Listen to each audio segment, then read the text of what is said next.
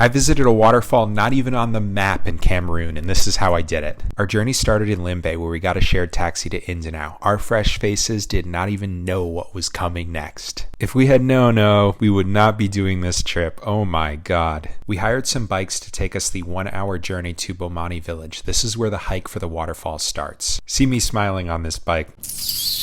Foolishness. Keep in mind, this waterfall is not on the map and there is almost no information available about it online. So we rode on the bike through one of the worst roads imaginable. I don't even have footage because I would have dropped my phone. So this is not even a road, it's stones. Calling it a road is not the appropriate use of an English word. We were driving over piles of stones. I did not know my bum could take a beating like that. I felt pain in places I did not know existed. When we finally made it to the village, we thought, great, we're here, we're relieved. But no, the Wahala was only just beginning. When we arrived, all of the village elders came to meet us and we entered in a tough negotiation on the price to visit the waterfalls. We all thought they were quoting us a ridiculous price because of my skin color, but I actually learned later that a Cameroonian girl paid more to visit the falls. They said that due to the spirits at the waterfall, we had to perform a small ceremony to protect us on our journey there. While I don't believe in this kind of stuff, it's always better to not take chances with it and go for the ceremony. And believe me, on the hike down to the waterfall, I am glad we got all of the help we could get. So once we paid the village money, they cracked open a large case of beer and shared several beers with us. We were all drinking and having a good time, and then that's when the military came and wanted to speak with us. There's an active separatist movement in this area you can learn about in my other videos, but they were very cautious about us being in this area and just wanted to know the purpose of our travel to make sure that we were safe. Usually speaking to the military is never a good thing, but in this case they were really chill. We rode the bikes down to the waterfall, and that is when the really crazy part began. They assigned us 4 guides to go down to the waterfall, which we thought was excessive, but we learned this was very necessary. The real MVP though was the machete guy at the front. Without him, there is no way we would have made it. We had to cut our way through the jungle 1 hour going down this steep hillside to get to the waterfall. It was hot and there were biting ants everywhere, my friends. This was not a nice hike down to the waterfall. But when we finally made it to the bottom, all of the pain and suffering went away and we were excited about seeing this beautiful waterfall just in front of us. We had to scramble over the rocks for about 10 minutes, but when we finally got there, this waterfall was stunning. It was so rewarding to make it to a place like this that might see visitors a couple of times a year.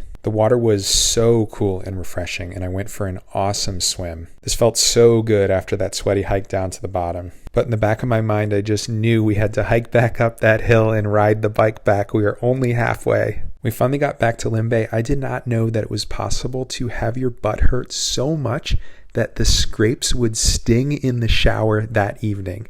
That's what the road did to my bum. It finished it. While this was a once-in-a-lifetime journey, I would never do it again. The waterfall was cool, but my friends, it was not worth the pain. I would have had a much better day staying on the beach.